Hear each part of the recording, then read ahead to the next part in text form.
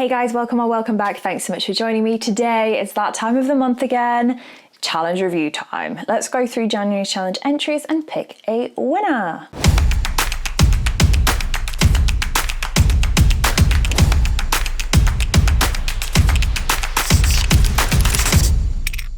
So it's the first challenge review of 2022.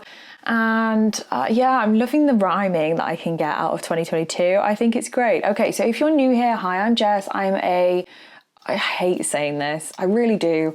I am a international multi-award winning portrait photographer based in England. And basically I have a YouTube channel and help you guys to learn different bits and pieces about photography. You don't have to join us for the ride, but if you want to, go ahead and hit the subscribe button and hit the bell icon. The bell icon will help you out because it'll give you a notification every single time I upload a YouTube video. I upload every single week on a Friday at 12 noon.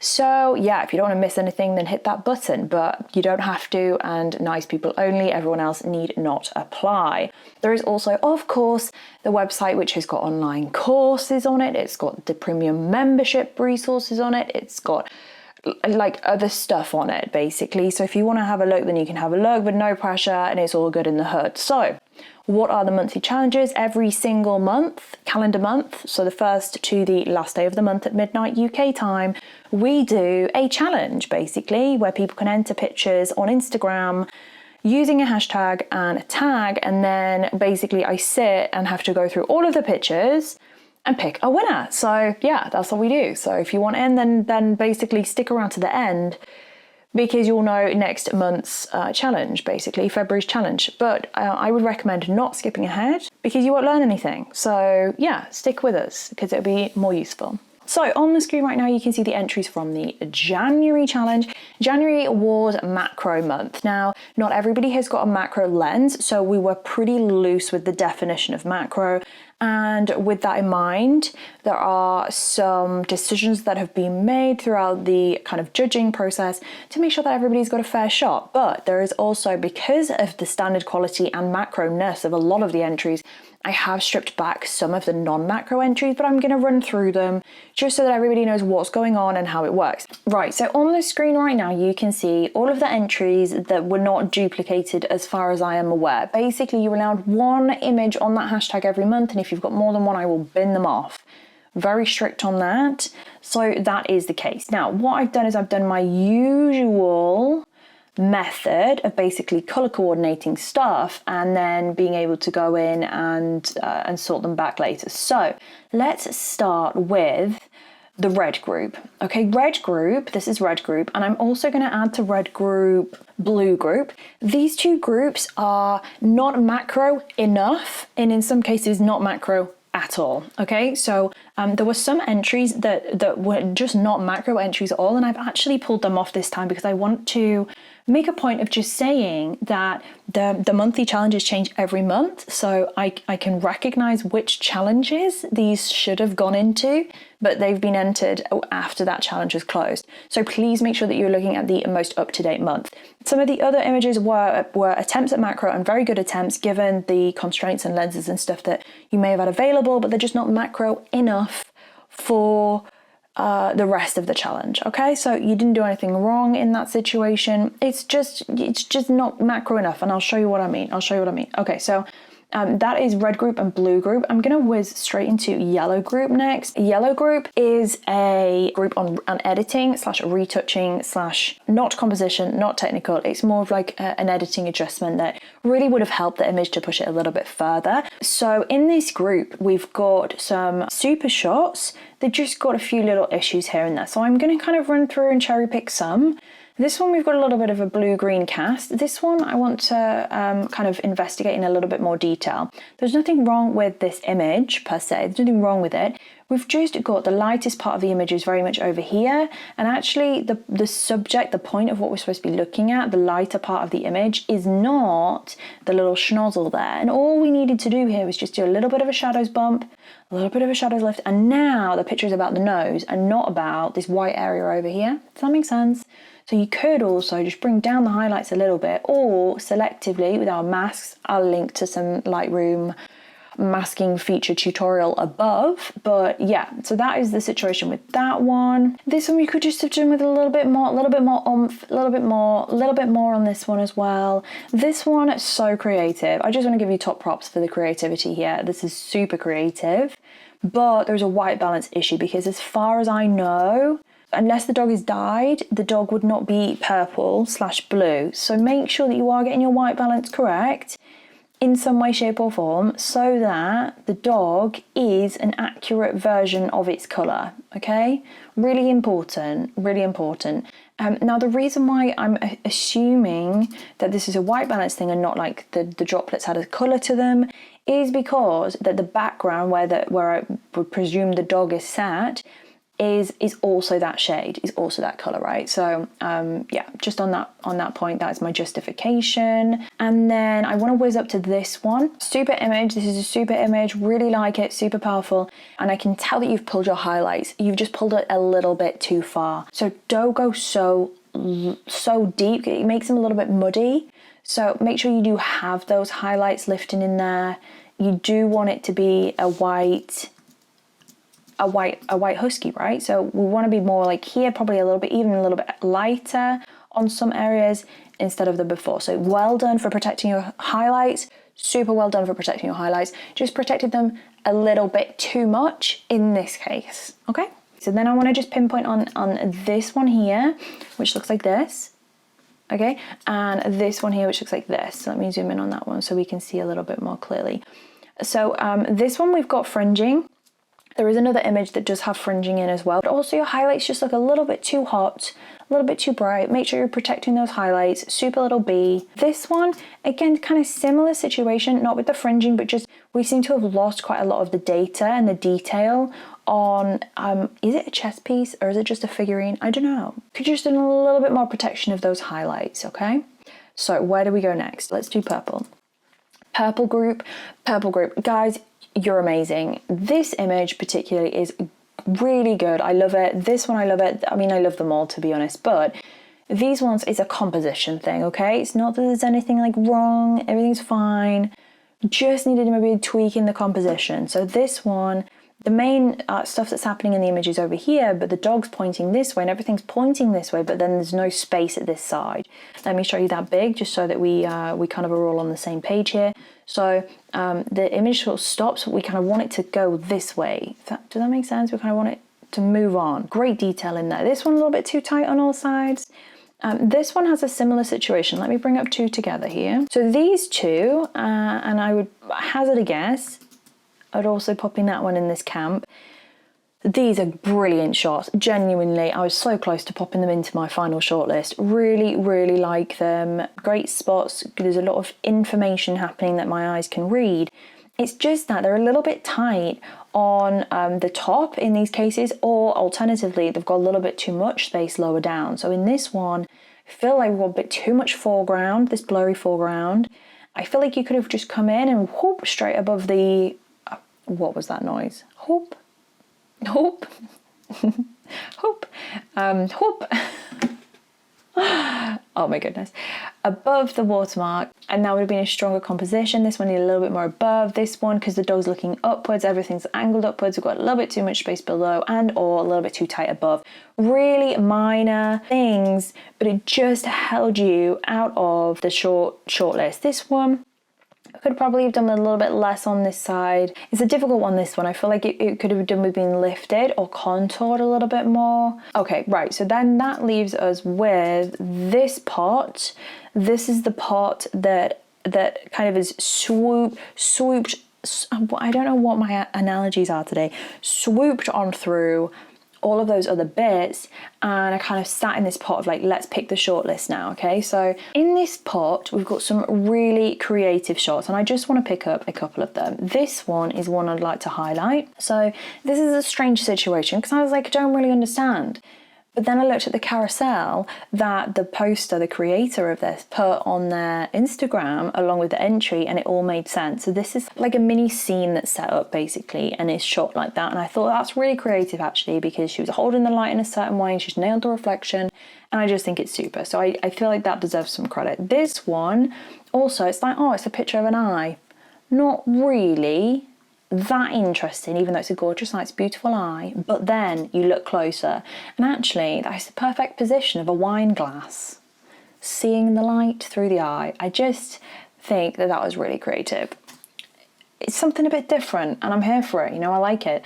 What else do we want to make a pinpoint of? There's a few that I think are really super in terms of just taking the ordinary objects, like an ordinary thing, and making it into something a little bit more interesting by pulling that macro-esque-ness from it.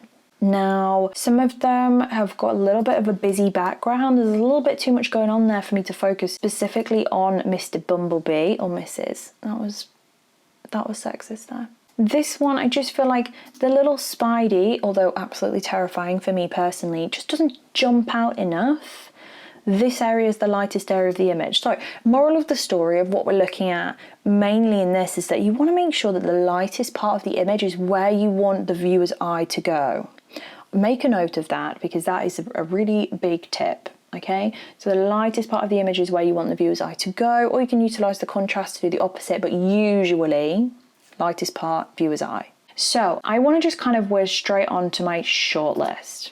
These guys, whoever you may be, these guys are my shortlist from Macro Month. So if your image is in this selection, then hats off to you, because you're better at macro than I am. So 10 out of 10. 10 out of 10. 10 out of 10 already. 10 out of 10. You have taken the assignment, you've done the brief, and you've done a really good job. And the compositions are super creative. I know people are going to be like, but Jess, this one cropped off the tail of the animal. We don't crop off body parts. But I would argue the image is more about this than about this, and therefore, it's always a way to break rules and have it meet a rule.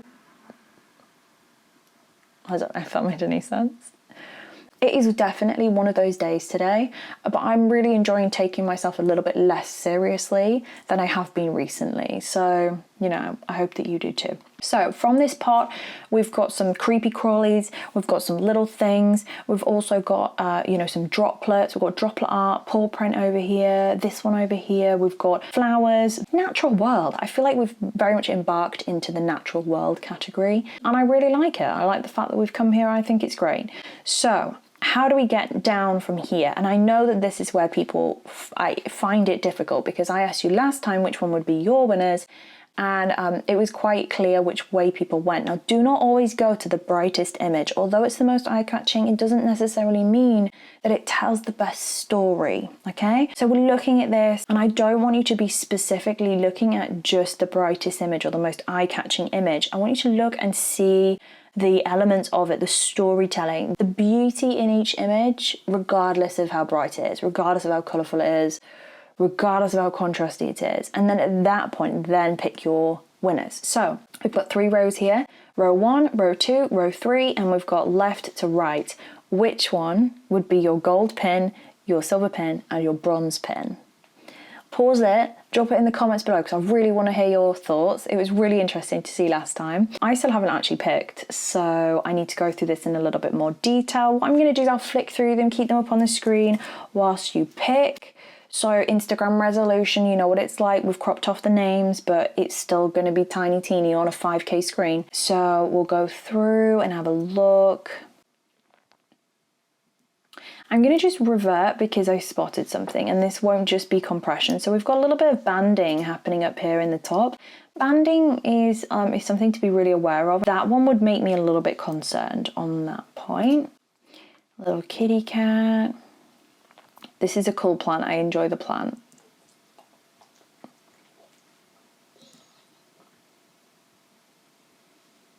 That is so detailed.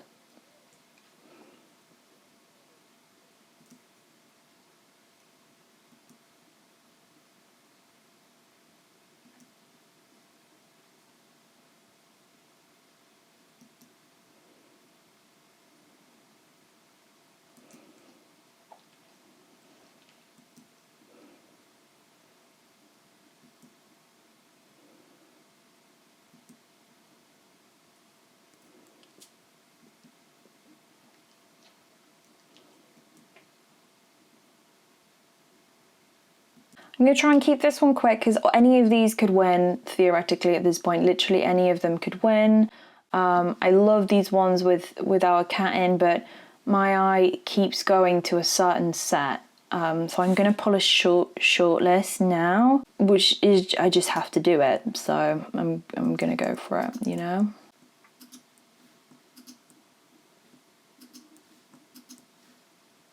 Oh, I'm going to have to pick from these, I think. I'm going to have to pick from these. Okie dokie. So let's go with our gold pin, our silver pin, and our bronze pin. Are these awards? No, they're not awards. If you get one, you're not an award-winning photographer, but your work has been recognised, similar to an honourable mention or a merit or another form of non-award recognition. Okay, so you can say that you've been recognised and you can put it on your picture and just ask us for it and I will send you a PNG. Okay, so information for all of that is in the blog post below. Let's pick a winner. And this is very, very hard today. Very hard.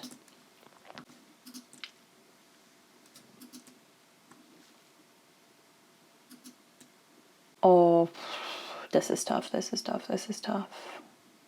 I love this. I just think the composition of this is just dreamy. Composition of this is perfect. Composition of this is awesome. Maybe you could do that a little bit less below, a little bit more above. Tough one. This one I like it, but it doesn't have the level of detail that this one does.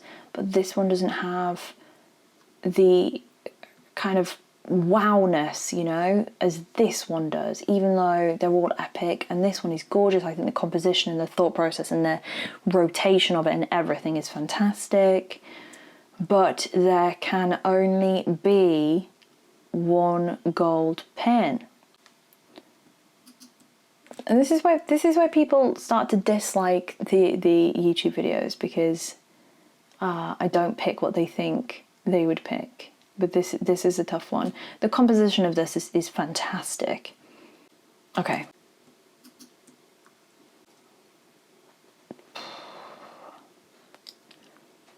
This is a lot harder, I think, than a lot of people know it is. Okay, I'm gonna do it. Gold, silver. Oh my goodness. Oh, this is brutal. I love my job. Bronze.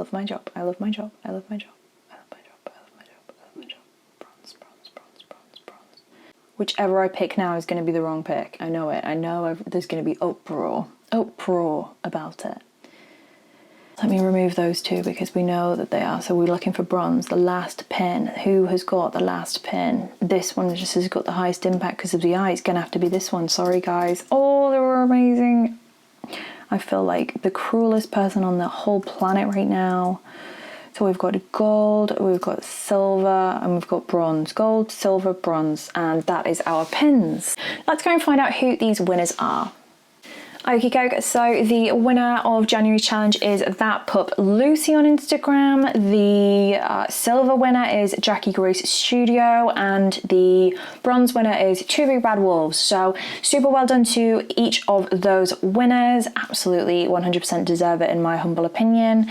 And yeah, really appreciate you guys. All of you brought it to the table. All of you did amazing work, and you should be so proud of yourselves, regardless of if you ended up in the shortlist, the shortlist, or in this winner bunch. Everybody did a super job, and I can't wait to see what you do next month. Let's look at what is next month's challenge. So February's challenge is going to be cold/cool. So it could be a photograph of something that's cold, or it could be a feeling of coolness. It could be a feeling, people can feel cold. So it could be literal cold or theoretical cold. So I want you to use your imagination as best as you can with this one. Go for it literally or go for it theoretically, whichever one you want to do. Entry instructions will be linked in the blog post below, so go ahead and check out that blog post. But for just so everybody is aware, you're allowed one entry only, and the only entry that you can have must be tagged and hashtagged correctly. So please make sure that you're using the hashtag correctly in this instance.